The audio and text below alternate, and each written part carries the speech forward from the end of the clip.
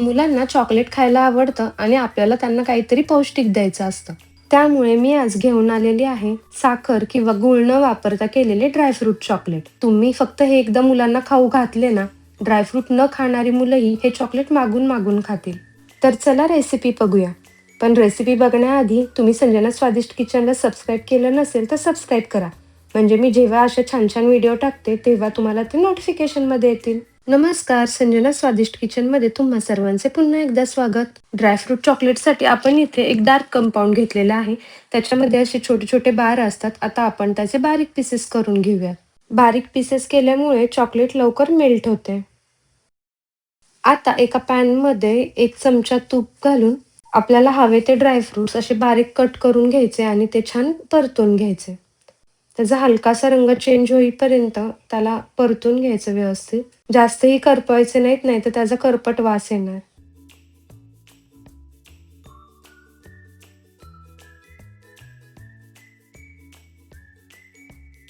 आता घालूयात आपण खजूर. खजूर घातल्यामुळं त्याला बऱ्यापैकी गोडवा येतो. त्यामुळे आपल्याला एक्स्ट्रा साखर किंवा गूळ टाकायची गरज लागत नाही. खजूर हे चिकट असतात, त्यामुळे ते एकजीव होईपर्यंत थोडा त्याला वेळ जातो. व्यवस्थित गरम झाले की मऊ होऊन एकजीव होतात. हे मिश्रण छान आता एकजीव झालंय. त्यामुळे गॅस बंद करून आता हे थंड करून घेऊ. ड्रायफ्रुट्स थंड होत आहेत तोपर्यंत आपण चॉकलेट मेल्ट करून घेऊ. त्यासाठी मी एका कढईत पाणी गरम करायला ठेवलेलं आणि पीसेस केलेले चॉकलेट एका भांड्यात घेऊन ते भांडं पाण्यात ठेवलं.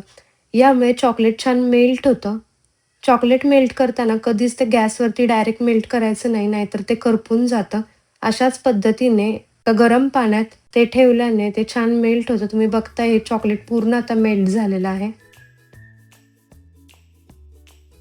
आता हे ड्रायफ्रुट्सचं मिक्सचर एका बटर पेपरवरती घेऊन आपण छान त्याचा गोळा तयार करून घेऊ. तुम्हाला हवा तो शेप तुम्ही देऊ शकता.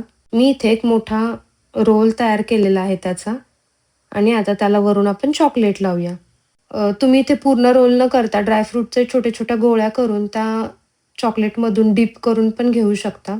व्यवस्थित सगळ्या बाजूंनी चॉकलेट लावून घ्यायचं. पलटी करून खालच्या बाजूला पण व्यवस्थित चॉकलेट लावून घ्यायचं. हे डार्क कंपाऊंड आहे त्याच्यामुळे ह्यात शुगरचं प्रमाण फार कमी असतं आणि खजूर खूप गोड असतात त्यामुळे त्याला एक्स्ट्रा साखर किंवा गुळाची गरज लागत नाही. तुम्हाला जर माझी ही व्हिडिओ आवडत असेल तर व्हिडिओला लाईक करा, कमेंट करा आणि शेअर करा. सगळ्या बाजूंनी व्यवस्थित चॉकलेट लावून घ्यायचंय.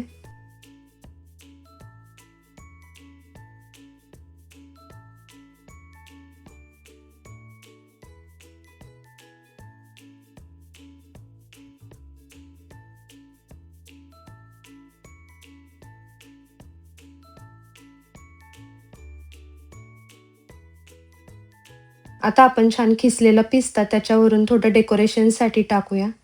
म्हणजे जेव्हा आपण त्याचे पीसेस करतो तेव्हा ते खूप सुंदर दिसतात. सगळ्या बाजूंनी व्यवस्थित चॉकलेट लावून झाल्यानंतर आपण त्याला 2 ते 3 तास फ्रिजमध्ये थंड होण्यासाठी ठेवणार आहे. म्हणजे चॉकलेट व्यवस्थित सेट होतं. इथे मी 3 तास हे चॉकलेट फ्रिजमध्ये ठेवलं होतं.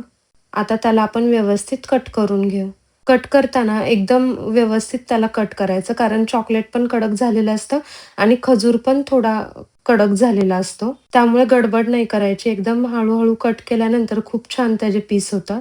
आहे की नाही बनवायला अगदी सोपे आणि एकदम हेल्दी रेसिपी. तुम्हीही तुमच्या चिमुकल्यांसाठी नक्की ट्राय करा आणि मला कमेंटमध्ये कशी झाली ही कळवा. अशाच छान छान रेसिपी संजना स्वादिष्ट किचन पेजवरती अवेलेबल आहेत. तर एकदा नक्की जाऊन बघा. Thank you.